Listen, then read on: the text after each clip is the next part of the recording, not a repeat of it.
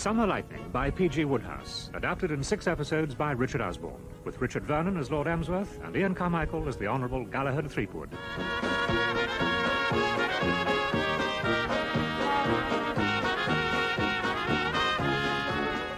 Episode 1, Trouble Brewing at Blandings.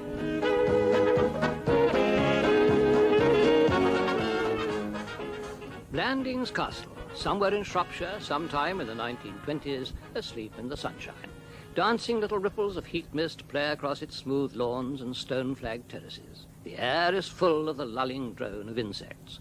It is the gracious hour of a summer afternoon when nature seems to unbutton its waistcoat and put its feet up. Nature, yes, but not the 9th Earl of Emsworth, master of all his affairs, except, that is, when his sister Constance is about. If he puts his feet up, he knows that she, or if not she, his secretary or one of his nieces or nephews will find him and distract him from thoughts of the lady of his heart, his prize-winning black Berkshire sow, Empress of Blandings. Taking refuge from all disturbers of his peace, Lord Emsworth is pottering pigwards to the paddock, to hang in silent admiration over the rails of the Empress's bijou residence. Meanwhile, his faithful butler, Beach, is trying to take advantage of the afternoon lull in a deck chair in the shade of a laurel bush outside his pantry.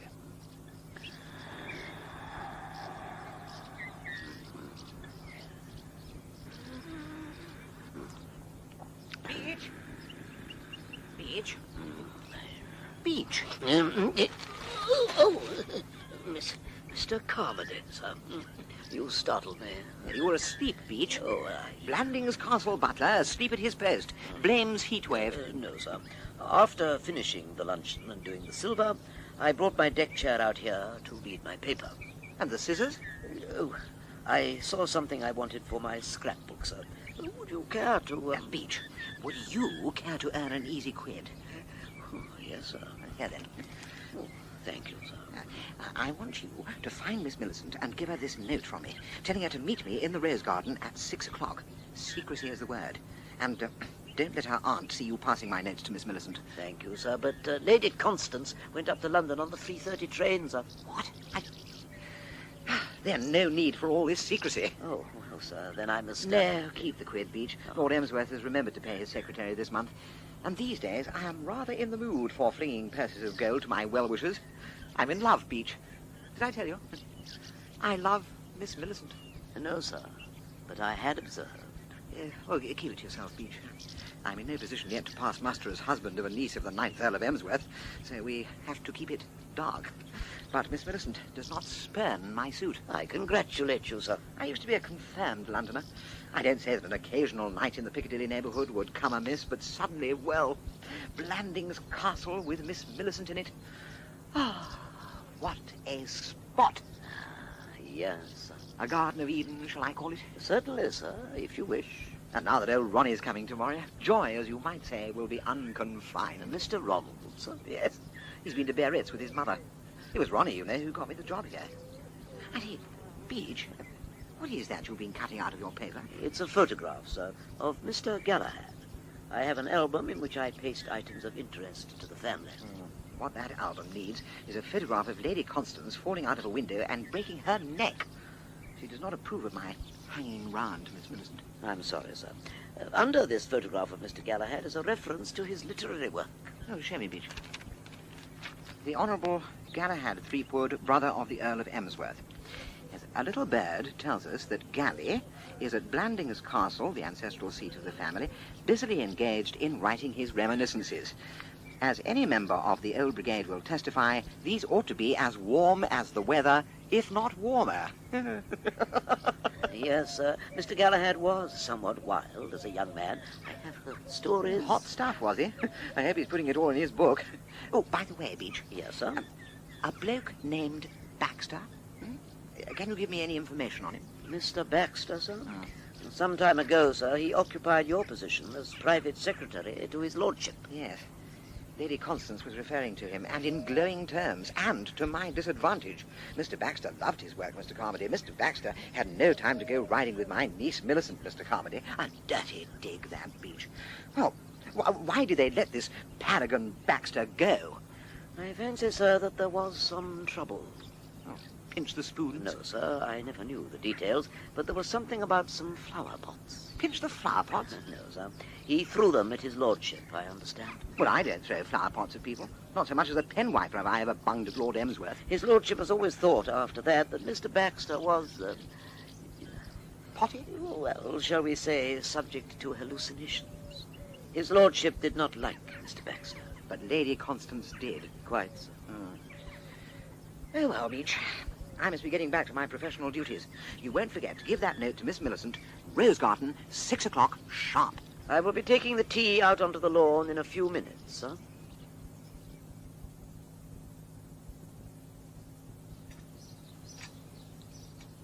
Ah, beach tea at last. Oh, and strawberries, heavenly. Put it down on the table there.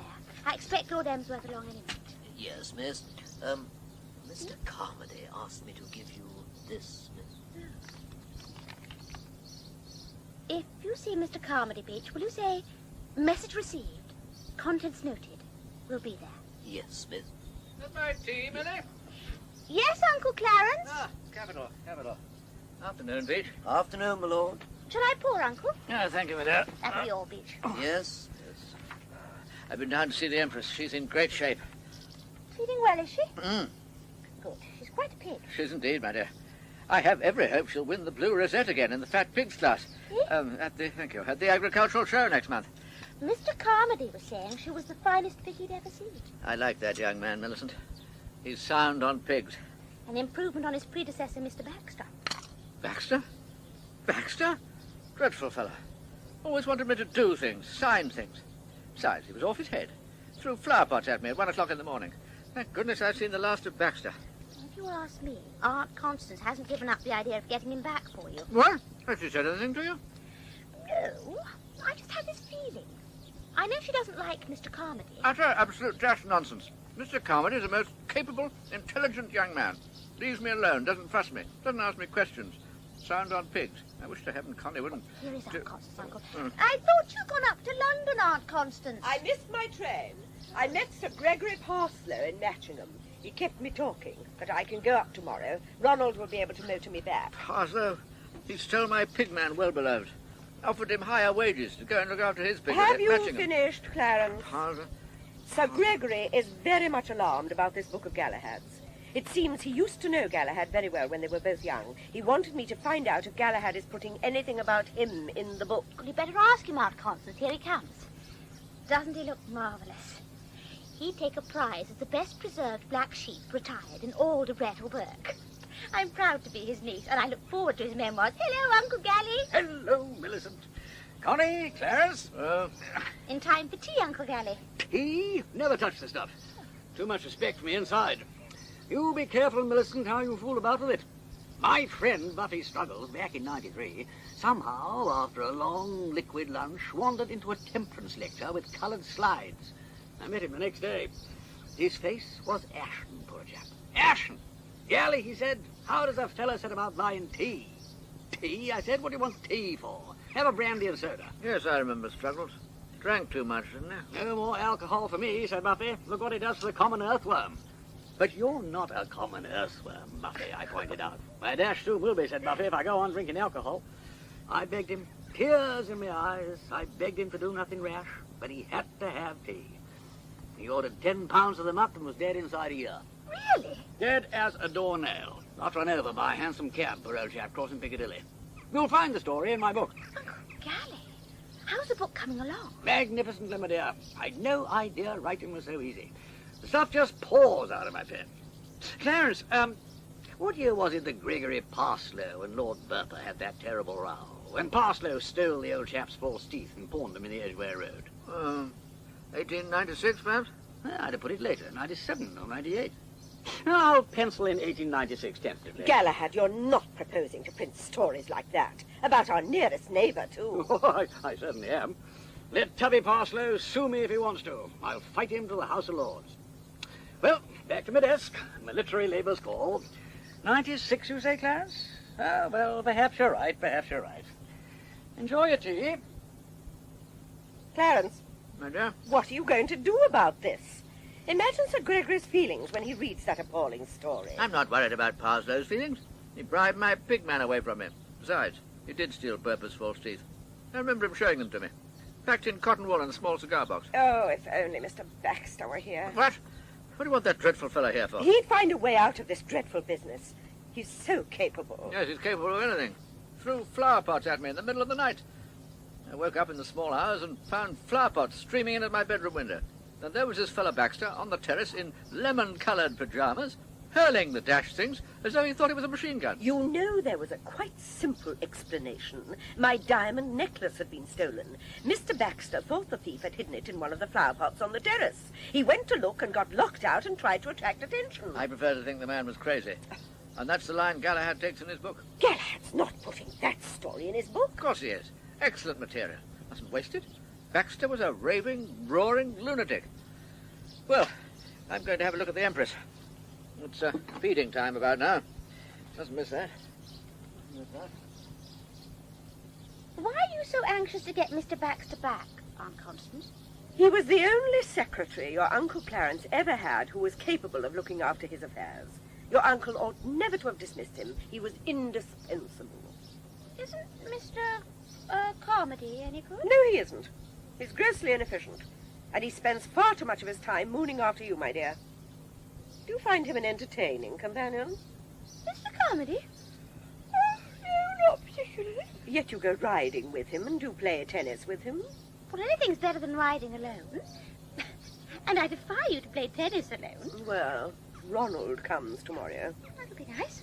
Yes, you ought to try to see something of him, if Mr. Carmody can spare you for a moment from time to time. Do you think I'm in love with Mr. Carmody, Aunt Constance? Such a thought never entered my head, Millicent. A sensible girl like you would naturally see the utter impossibility of a marriage with a man in his position. I see. Why won't you marry Ronald? He's a very attractive young man, just the sort that girls are drawn to. Your Aunt Julia tells me in a letter that they met a most charming American girl in Biarritz, a Miss Schoonmaker. Ronald travelled to Paris with her and left her there. How fickle men are. She had some shopping to do. She may be in London now. Aunt Julia invited her to stay at Blandings. What you're trying to say, Aunt Constance, is that if I don't watch my step, this Miss Dupenhacker may steal my Ronnie away from me. Well, good luck to her, I say. They can count on me for a fish slice, and I'll be a bridesmaid if they want. Really, Aunt Constance, Ronald and I are great pals, but he's not my style. He's too short, for one thing. Short? I mean, she's taller than him. If we went to the altar together, I'd look like someone taking her little brother for a walk. Well, if you won't marry Ronald, you won't. But I'm glad to hear there's no nonsense going on between you and Mr. Carmody. That I could not have endured. I happen to know, on excellent authority, that he's entangled with some impossible chorus girl. What? Yes, Lady Allardyce told me. Her son Vernon told her. A chorus girl of the name of Brown, lunching and dining and dancing with Mr. Carmody in London. Nice boy, Vernon. Yes, he tells his mother everything. That's what I mean. It's 6 o'clock. I'm going for a stroll. Goodbye, Aunt Constance. Goodbye, dear.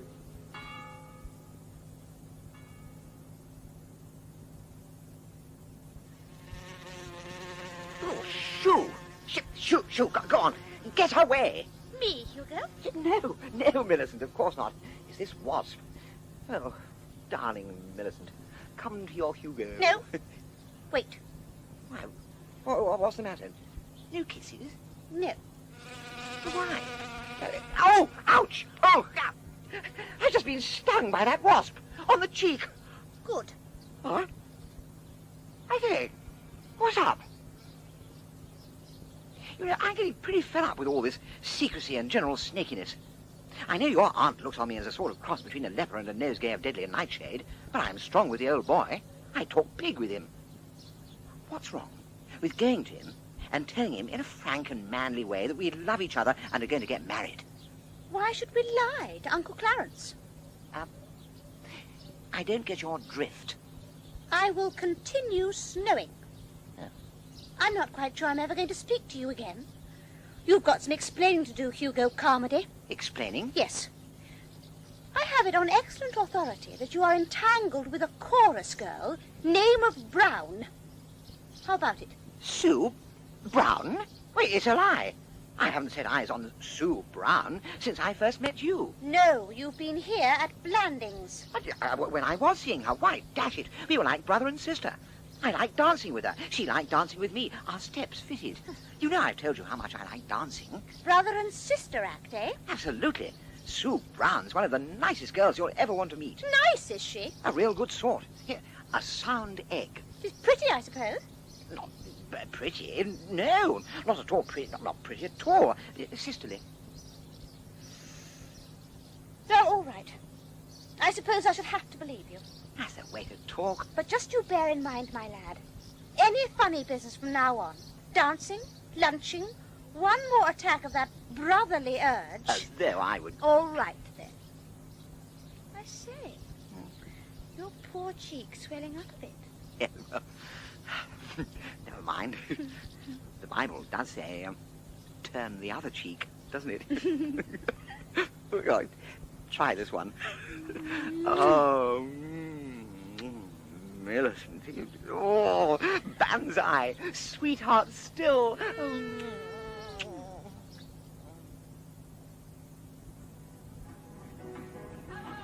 I'm sure Miss Brown won't be long now, Mr. Fish. They're rehearsing the finale. Good.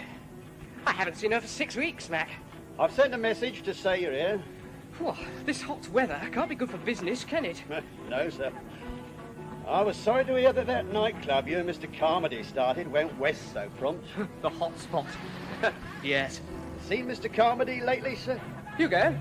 He's down at Blandings, secretary to my uncle now. We used to see him around here quite often, asking for Miss Brown. Great friends they were. Oh? Yeah, made me laugh. Him so tall and her so small. Ah. By the way, your flowers arrived all right, Mr. Fish? My flowers, but I was keeping them to give her after the rehearsal. Give them to me, Mac. Right, sir. Here they are. Thanks, Mac. I'll keep them here. Tell Miss Brown to hurry, won't you? I'll be waiting by my car. Very good, sir. Flowers? From me? Oh,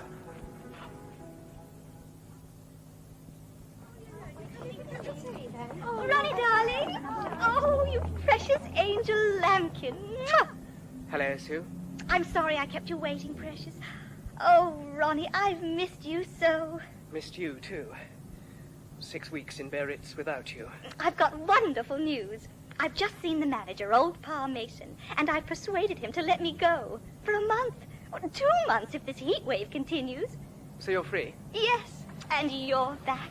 And who'll miss the girl 3 from the end in the back row of the chorus? So I'll be able to be with you any time you're in London. What's that behind your back? Oh, flowers. For me? Apparently. Well, how do you mean apparently? I mean, well, they are. Oh, you pet. Oh, it's so warm. Ronnie, drive me with the hood down to Rumpelmeyer's for an ice. It must be the coolest place in town. If you say so.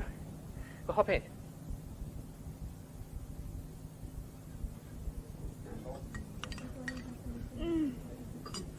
Oh, Ronnie, divine ice cream and divine flowers. I'm glad you like them. Pleased to see me? Yes?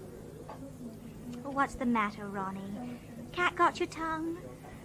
In re those flowers, Sue. They aren't from me at all. I read it in the note. They're from some blighter called P. Frobisher Pilbeam.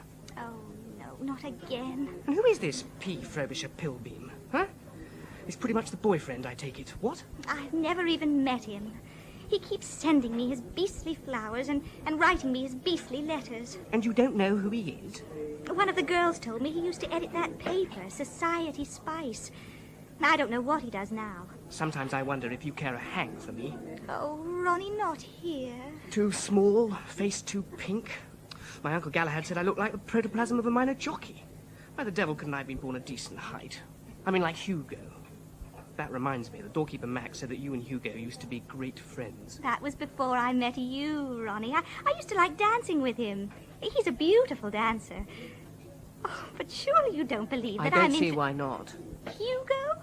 Oh, no. He's better looking than me, taller, not so pink. Plays the saxophone, too. Oh, Ronnie, please, I like you, Pink. I like you, Small. I'm small, too. I can kiss you without standing on tiptoe. Sue, I'm sorry. I love you so. Oh, Ronnie, I wish you weren't going to Blandings this afternoon. Still, if it brings your Uncle Emsworth round to our way of thinking, and he gives you your inheritance, we can tell people we're engaged and going to be married. Yes, that damn question of the money. It's my money, but Uncle Clarence is my trustee, and I've got to persuade him to unbelt it for me. I shall miss you. Oh, tell me about Blandings. Any girls there? My cousin Millicent, but she and Hugo have something going. What about that American girl, Myra something or other, in Biarritz you wrote me about? Myra Shoemaker, one of those beastly tall girls. Oh, pots of money, I believe. But one of your own set. Sue. Well, I'm not so hot. Only a chorus girl. And my mother was a music hall singer. Oh, what? A music hall singer, didn't I tell you? I always thought you were American. No, my father took me to America when my mother died. I caught a bit of the accent. Your father? Yes, his name was Carterley. In fact, my real name is Susan Carterley. Captain Carterley, father was, in the Irish Guards. Well, but that's fine. Of course, I'd have loved you just the same if your father had sold jellied eels, but an officer in the Irish Guards, my family will like that. Let me dangle him before their eyes a bit. But they'll still object to me because I'm in the chorus. Dash all this rot people talk about chorus girls. They seem to think that just because a girl earns her living working in the chorus, she must be a sort of animated champagne vat, spending her nights dancing on tables with tight stockbrokers. I must try it sometime. Oh, Sue, I'm so crazy about you. And jealous, too. Sue, promise me something. What? Well, promise me that while I'm at Blandings, you won't go out with a soul. Oh, Ronnie, of course not. And you will be at Blandings with your pretty cousin Millicent and that rich Miss Shoemaker, and everybody will be wanting you to marry one or the other. Sue, if you think there's any girl on earth for me except you... Oh, Ronnie.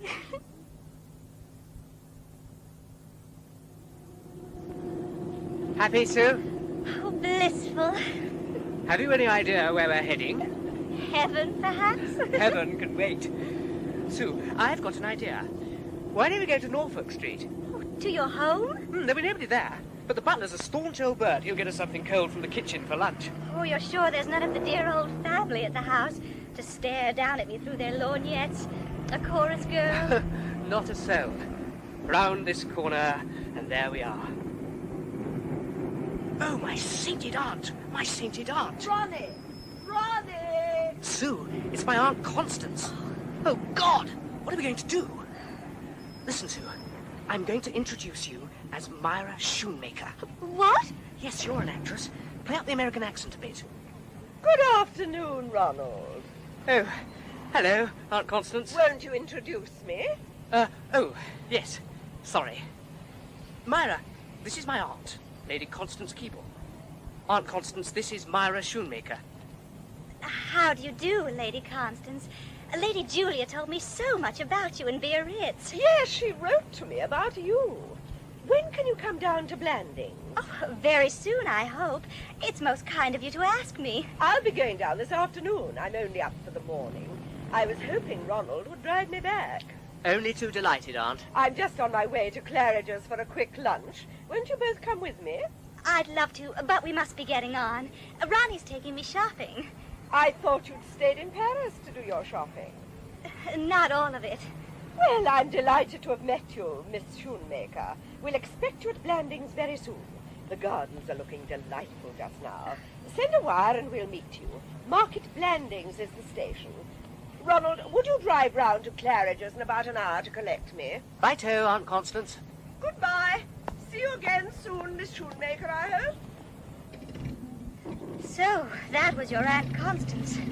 Well, well. And I'm Myra Shoemaker. Gosh, Sue, you were simply wonderful. The way you carried it off. And when the real Myra Shoemaker arrives at Blandings with her jewels and 24 trunks? Gosh. Darling Ronnie, do you know what you've got to do? Go to a post office and send a wire to that girl in Paris in your aunt's name, saying not to come to Blandings yet, as mumps, or the plague, or something like that has broken out. I couldn't, suppose... Be brave, Ronnie, darling. And once you get to Blandings, you'll have to work fast to get your money out of your Uncle Clarence, or Miss What's-Her-Name will turn up. Send that wire now, before you weaken. Right. Well, the only trouble is that in the matter of making my Uncle Clarence unbelt, I've nothing to rely on except my natural charm. And as far as I can make out, he hasn't noticed that I have any.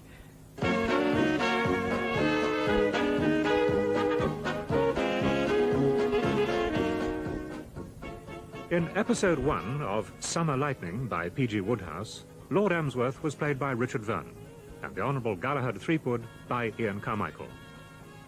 Lady Constance was Elizabeth Spriggs, Ronnie Fish, Graham Seed, Beach, Timothy Bateson, Hugo Carmody, Royce Mills, Millicent, Wendy Murray, Sue Brown, Susanna Fellows, stage doorkeeper, David Sinclair, and the narrator, Ronald Fletcher. Summer Lightning was adapted for radio by Richard Osborne and produced by Martin Fisher.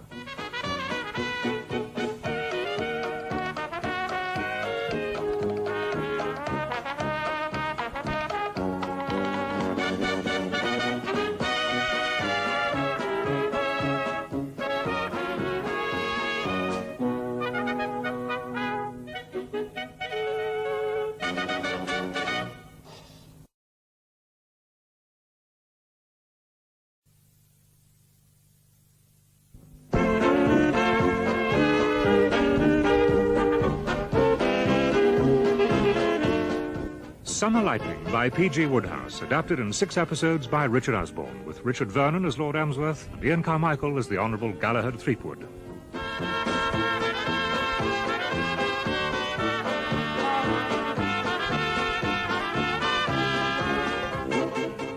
Episode 2, Sensational Theft of a Pig.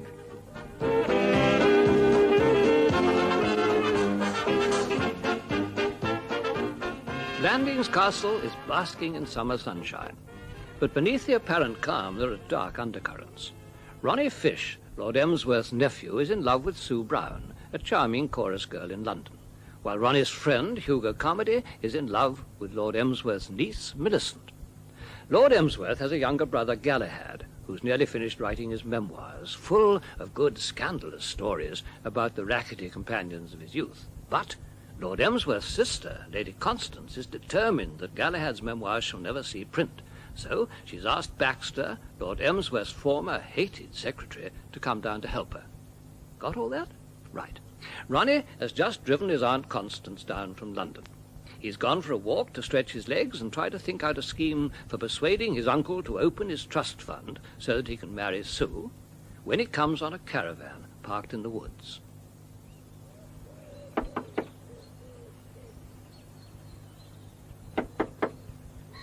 Is anyone at home? Oh, Baxter. This is a surprise. Ah, Fish. What are you doing here? I happen to be taking a caravan holiday in the neighborhood, and finding myself at Market Blandings, I thought I would pay a visit to the place where I'd spent so many happy days. I see. Is, Lady Constance in residence? Yes. And Lord Emsworth's here, too, of course. Well, you may not want to hobnob with him. I mean, after that business with the, flower pots. I'm sure he's seen sense about that by now. I'll go and present myself to Lady Constance. And I'll be getting on with my walk. Well, cheero. Connie? Connie? Yes, Clarence? I could swear I saw that awful fellow Baxter coming up from the terrace. Mr. Baxter, it can't be. If it's not him, it's his ghost that has just walked across the gravel. You remember Baxter? Fella threw flower pots at me. Off his head, must have been. Nonsense, Clarence. What did I tell you? Mr. Baxter, sir. Good evening, Beach. It is him. Is her ladyship in? Yes, I told you. Quiet, Clarence. I'll go and see what he wants. Well, don't bring him near me. Mr. Baxter, what a surprise. That'll be all, Beach. Yes, my lady. Lady Constance, I happened to be taking a caravan holiday and finding myself near the castle last night. I parked in your Westwood and have come to call. How delightful. Of course you must come and stay here. I'll send someone over immediately to get your things. It will be like old times having you here again. Won't it, Clarence?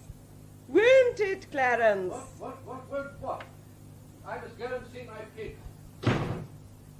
don't take too much notice of my brother, Mr. Baxter. I'm so glad you were able to come. And in a caravan. How clever. It might have seemed prearranged otherwise. Yes, I thought of that. You think of everything, Mr. Baxter.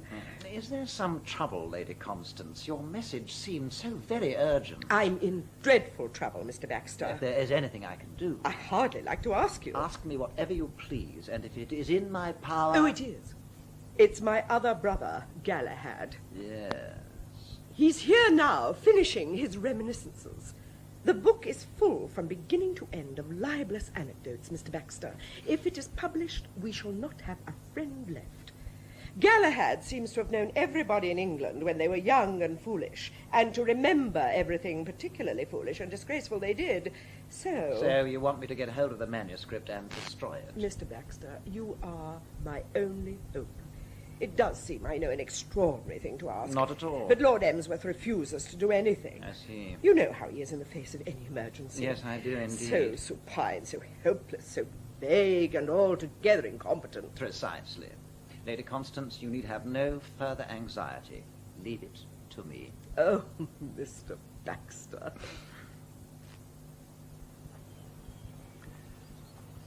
Baxter? Flower pot? What's he doing here? Disgraceful. Hello there, Clarence. Lovely evening, what? Not much lovely about it, Galahad. Hi, what's up? It's that dreadful fellow Baxter. He's surfaced in a caravan, and Connie has asked him to stay in the castle. Oh, Lord.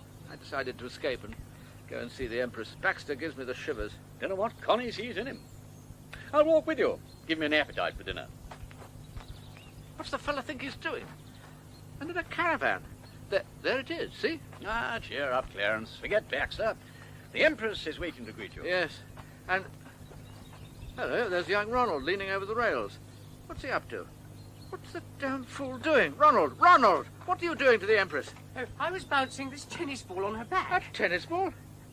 See, she likes it. But, stop it, will you? Are you aware that the Empress of Blandings is an excessively nervous, highly strung animal, only too ready at the slightest provocation to refuse her meals? You might have undone the work of months with your idiotic tennis ball. I'm sorry. What's the use of being sorry? I never thought. You never do. That's what's the trouble with you. Really, Ronald, sometimes you make me despair. Galahad, you saw him. Come on, Clarence. It's only a pig. Only a pig? There, old girl. Good heavens. Can none of my family appreciate she's the most remarkable animal in Great Britain? No pig in the annals of the Shropshire Agricultural Show has ever won the Blue Rosette 2 years running. Now that, if only people will leave her alone and refrain from incessantly pelting her with tennis balls, is what the Empress is quite certain to do. It's an unheard-of feat. Who's a good girl? Now, hold on, Clarence. Don't be too cocksure. Listen to this. I was in the Emsworth Arms this afternoon, and there was someone there making a bet on the fat pig's prize. He was offering 3 to 1 on an animal called Pride of Matchingham. Red-haired fellow with a squint. Slightly bottled. That's Well-Beloved, my pig man. He's gone over to Parsloe at Matchingham Hall for higher wages. Well-Beloved's a traitor. Parsloe's another. Parsloe? Parsloe? Then you had better look after this pig of yours, Clarence. You know Parsloe. He'll queer the Empress somehow. That man's as slippery as a greased eel. God bless myself. Nobble a pig. Let me tell you a little story about young Tubby Parsloe. 1 or 2 of us used to meet at the Black Footman in Gossiter Street in the old days and match our dogs against rats in the room behind the bar. Gosh. Well, I put my Towser, an admirable beast, up against young Parsloe's banjo on one occasion for £100 a side. When the night came and he was shown the rats, I'm dashed if my Towser didn't just give a long yawn, roll over and go to sleep. I whistled him, called him, Towser, Towser, no good, fast asleep. Oh, with all those rats there. Yes. It is my firm belief that young Parsloe took Towser aside just before the contest and gave him about 6 pounds of steak and onions. Couldn't prove anything, but I sniffed the dog's breath, and it was like opening the kitchen door of a Soho chop house on a summer night. That is the sort of man Parsloe is. A bounder. That's a fact. You'll find the full story in my book. God bless myself. I never realized it. I didn't suspect. I must go away and think about it. Can't have anything happening to the Empress. That would never do. That would never do. I say, Uncle Gally. Hmm? Well, you don't really think Sir Gregory will try and steal the Empress? I certainly do. Known him for 30 years. But how? Go to a sty at night and take her away, of course. And hide her somewhere? Yes. But an animal this size... Don't talk like an idiot, Ronnie. She's got a ring through her nose, hasn't she? You mean Sir Gregory could catch hold of the ring and she'd breeze along quite calmly? Certainly. Puffy Bencher and I stole old Wyvenhoe's pig the night of the Bachelor's Ball at Hammers Easton in the year 95. We put it in Plug Basham's bedroom. No difficulty about the thing at all. A little child could have led it. Is that so?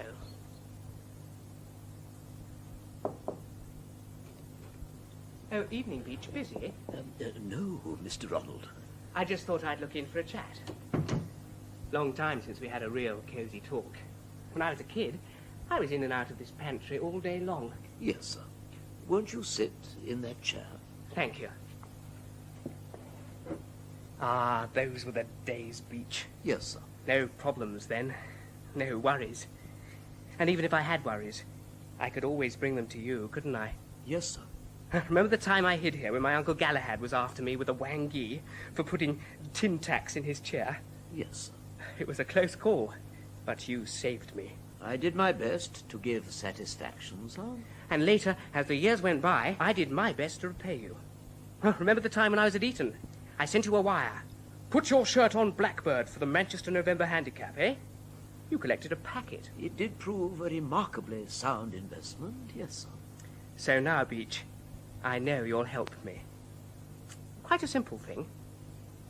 When I've stolen my uncle's pig, you will be there to help feed her until I give her back. Steal his lordship's pig? You see, Beach, I made up my mind to sneak the Empress away and keep her hidden. Huh? In that gamekeeper's cottage. And then, when Uncle Clarence is sending out SOSs and offering large rewards, I shall find her there and return her, thus winning his undying gratitude and delighted to unbelt a bit of my money so that I can get married. It's the scheme of a lifetime, you were going to say? You're quite right, it is. But pigs like the Empress require large quantities of food at regular intervals. I can't possibly handle the entire commissariat department myself, and that's where you're going to help me, like the splendid fellow you are and always have been. Oh, but Mr. Ronald... Don't tell me you're thinking of throwing me down, Beach. Of course you aren't, you couldn't. And you've gathered, with that quick intelligence of yours, that there's money in the thing. 10 quid down, Beach, the moment you give the nod. Really, Mr. Ronald, I don't think you ought to ask me. Think well, Beach. Who gave you Creole Queen for the Lincolnshire? You did, sir. Who gave you Maserati for the Jubilee Stakes? You did, sir. And who now has something really hot to give you for the Goodwood Cup? Jujube, sir? No, not Jujube. Ginger George? No, not Ginger George. No good trying to guess. Only 2 touts and the stable cat know this one. But you shall know the minute I give that pig back and claim my reward. And that pig needs to be fed, Beach. How about it? Tell me just what it is you want me to do, Mr. Ronald. Good man, Beach. At 11 o'clock this evening, I shall have the Empress safely in the gamekeeper's cottage. Ronnie! Ronnie! Hello? Who's there? It's me. Can I come in? Oh, hello, Hugo. You're up early? Yeah. Oh, still in bed, eh? Well, have you heard the news? No, what? You know that pig of your uncle's, the Empress? She's gone. Gone? Gone! The old boy told me. Your Uncle Clarence, he's having kittens. When he went to the sty for his early morning call, she wasn't there. Well, I'm dashed. Yeah. You don't sound all that surprised. Yes, I do. I sound frightfully surprised. Why shouldn't I be surprised? All right, just as you say. Spring about a bit more, though, when I bring you sensational tidings. But I tell you one thing. What? Out of evil cometh good. I've got 36 hours leave out of it. The old boy is sending me out to London to get a detective to come down and find the pig. What? Yeah, Argus Inquiry Agency, Haley Court, London, West 1. I shall have to spend the night in town. A detective? Well, isn't that overdoing it a bit? And a night in town won't hurt me at all. I've got fidgety feet. Give me a good band, a good dance floor, a girl of sorts, a bottle of wine, and I shall out-a-stare, fed-a-stare. Bring the roses back into my cheeks, what? Whose idea was it, getting down this blighted detective? Mine. Yours, eh? All mine. I suggested it. You did you? Well, buzz off. I want to dress.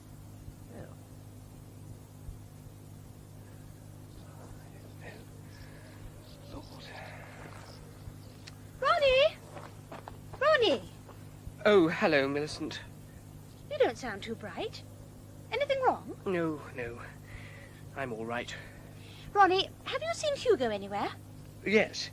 He went up to London on the 10:30. What? He's gone to a place called the Argus Inquiry Agency to get a detective to investigate this business of the Empress's disappearance. Do you know what? This looks fishy to me. Why didn't Uncle Clarence just ring up the Argus people and ask them to send down a man?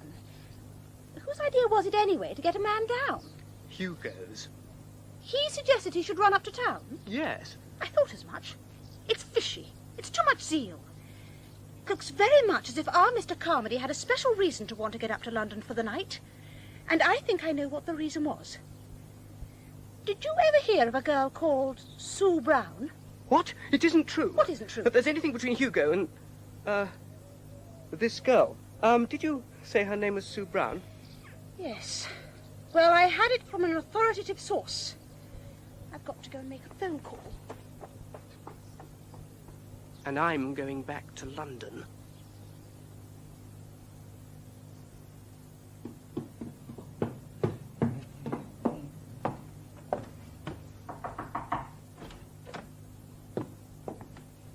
Hello there. Yes? Is this the Argus Inquiry Agency? Yes? And you're P. Frobisher Pilbeam, manager? Yes. Carmody's the name. Hugo Carmody. Come in and take a seat. Yeah. Well, what can I do for you? Now, listen, Sleuth. I'll get right down to business, omitting no detail, however slight. I'm secretary, and a jolly good one, to Lord Emsworth of Blandings Castle. Blandings Castle, Market Blandings? Then perhaps you can tell me what this is all about. This telegram, it has just come. Oh, Argus Inquiry Agency, London. Yeah. Oh, the old boy must have sent this after I left. Just like him to forget to sign it. Be sure to send best man investigate big robbery. Big robbery? There's a misprint. What he meant was pig robbery. He's lost his pig. His pig? You know what a pig is, surely, Pilbeam. If not, I'm afraid there's a good deal of tedious spade work ahead of us. Mr. Carmody, if Lord Emsworth seriously supposes that I have time to... The Argus Agency does not detect pigs, is that it? I feared as much. Well, so be it. And now, Sleuth, may I take advantage of the beautiful friendship which has sprung up between us to use your telephone? Well, I'm not so sure about that. Thank you. Hello. Exchange? Can you get me Wellingborough House? Sloane 801, I think. Now, you seem a knowledgeable sort of bloke, Pilbeam.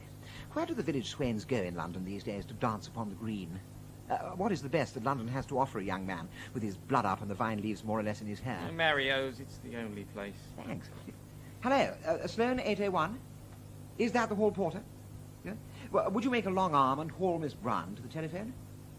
Miss Sue Brown, yes, of course. No other Browns are any use to me. Mario's, you say. Is it a good band? It's Leopold's. Good enough. Hello? Hello, Sue. This is Hugo. Oh, Hugo! Yes, your old friend and best dancing partner. H. Carmody, just up for the night from Blandings on a mission of extraordinary secrecy and delicacy. How nice to hear from you again, Hugo. Listen, Sue, I was wondering whether you'd care to come out this evening and help me restore my lost youth. Trip the light fantastic with me, what? Hugo, I'd love to, but I'm not sure. I must think. Eh? Hello. Don't yodel like that, Hugo. You nearly deafened me. Well, how do you react? Is it on for tonight? It would be nice to see you again, Hugo. You shall, in person. Clean shirt, white waistcoats, the Carmody's studs and everything. Well, all right, I'm game. Where? Mario's. They tell me it's the posh spot. I know it, Hugo. All right, then. 8:30, downstairs for dancing. Oh, Hugo, I shouldn't. But I will. I shouldn't either. But you'll be there. Good girl. Thanks, Pilbeam, for use of instrument. Thank you. Well, I'll be pushing along. Ring us up if you change your mind about pig hunting. Market Blandings 32X. You'll make a good thing out of this business, do you? Yeah, so. What does the work consist of? I've often wondered. Measuring footprints and putting the tips of your fingers together and all that, I suppose. We are frequently asked to follow people and report on their movements. Well, don't go following me and reporting on my movements. No. Much trouble might ensue. Bung ho. Goodbye, Mr. Carmody. Mario's at 8:30, eh? Hugo. Lovely dancing with you again. Ditto. I say, you won't breathe a word about this to my darling Ronnie, will you? About our coming here, I mean. Not a syllable. Ronnie's funny, you see. One long scream. I mean, he wouldn't understand. No? Yeah. Great surprise it was to me to hear that you and the old hound had decided to team up. Although he never confided in his boyhood friend. I told him about Millicent and me being engaged. Yes, Ronnie told me. Congratulations. Lucky old you. I wish I were the niece of an earl. Yes, I am betrothed. And so, at long last, came a day when love wound his silken fetters about Hugo Carmody. But you mustn't say a word to my Millicent about tonight either. Oh, of course not. You see, Millicent, though practically perfect in other respects, is one of those girls who might misunderstand this little night out of mine, did it become to her ears. Speaking of which, you ought to see them like alabaster shells. I know what you mean. Ronnie's like that. You mean to tell me that Ronnie's ears are like alabaster shells? No, silly. I mean that he'd be furious if he knew that I'd come out dancing. But oh, I do love dancing so. Oh, yes.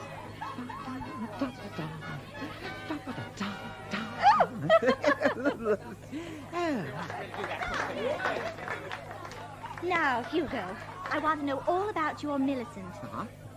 But you're so tall, I can't talk seriously to you on the dance floor. Well, let's sit this one out for Millicent's sake. Come on, I'll lead the way.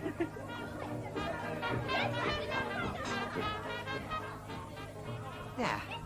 Now, fire away with your questions. Is Millicent very pretty? Yes. And the sweetest girl on earth. And you love her devotedly? Madly. And when I think I'm just about to deceive her, the soul sickens. Deceive her? How? Well, I've arranged to telephone Blandings Castle in a moment from the manager's office here, and I shall tell Millicent I'm ringing in from my hotel, just to say good night. I don't want her to get any ideas of my slipping my collar and going on the tiles. Hardly on the tiles. No, but she'd say it was. So would Ronnie, bless his jealous heart. Do you know, he thinks there's a mystery masher in my life, following me round London. Oh, poor old Ronnie. Mr. Carmody, excuse me, your telephone call is through. Will you follow me? Thank you, yes. Excuse me, Sue, I won't be long. Right. This way, sir.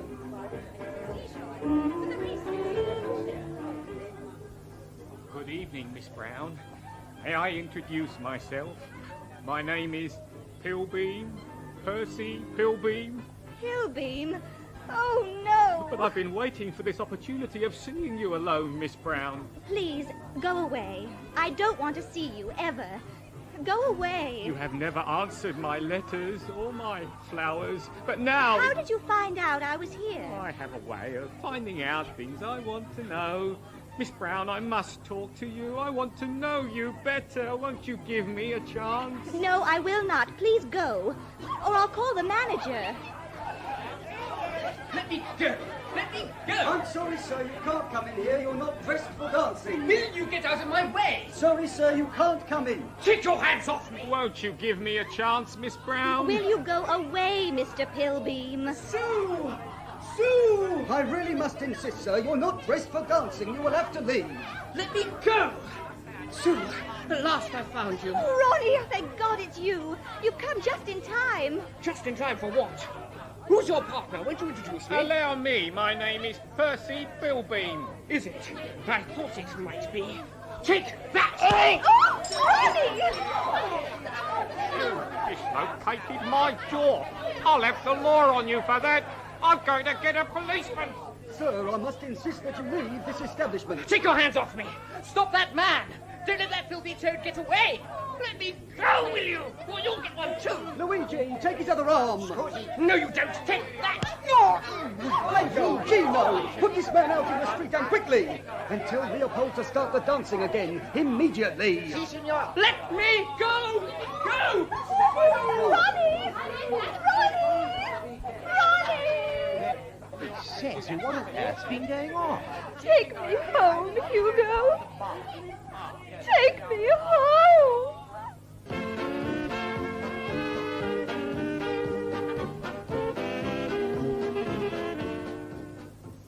In episode 2 of Summer Lightning by P.G. Wodehouse, Lord Emsworth was played by Richard Vernon, and the Honourable Galahad Threepwood by Ian Carmichael.